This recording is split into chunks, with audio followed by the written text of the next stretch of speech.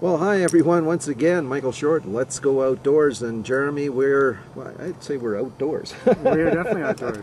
Jeremy McKenzie is a professional guide, and he has hauled myself and Barbara up here. We're up on Boundary Peak, which is in the Jasper Park area, Jeremy, and I mean, literally right below our feet is the Columbia Ice Fields and the Columbia Interpretive Center.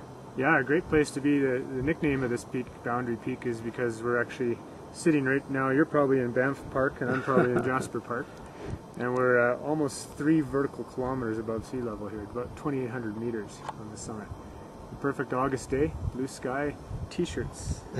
Yeah, we worked up a little bit of a sweat getting up here for sure. And I guess the climb coming up here, Jeremy, is interesting because it does give you a really interesting perspective of everything that alpine mountaineering is about. We had some ice, we had a little bit of snow, we've got rock, all of that. Yeah, it's a great introduction peak in that respect because it is very close to the highway and we can do a little bit of everything. Like you said, we did some glacier travel, we were using our crampons and our ice axes, and we had to do a little bit of climbing on rocks, so it's just a good taste of everything. You've climbed this peak a number of times now, and I don't know, have you ever had a day like today? Actually, yeah, I had a funny story, a day like today with some folks from the British Army, some Scottish regiment guys, and they actually were up here so hot they took off their clothes. Which is another story too, but this is about as good as it gets at this altitude. So safe to say you now know what a Scotsman wears under his kilt. That's right.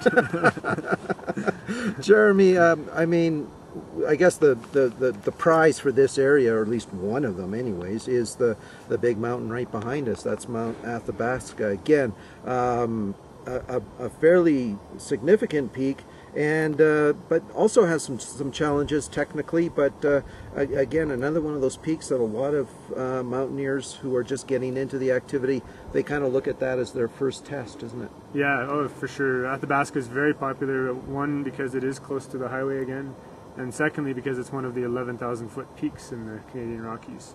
So it's got a number of different routes on it. Actually, we were looking at the north face of Athabasca earlier, and lots of routes there. And there's all kinds of different technical difficulties. You can have a fairly easy route, or you can have some of the more challenging routes that are available in the area.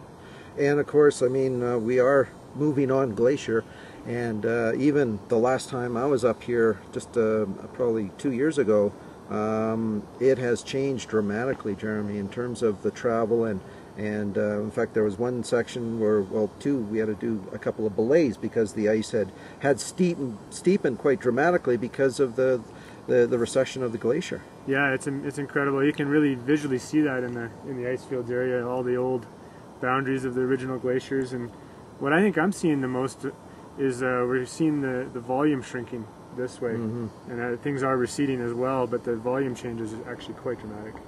Well, we're on the peak.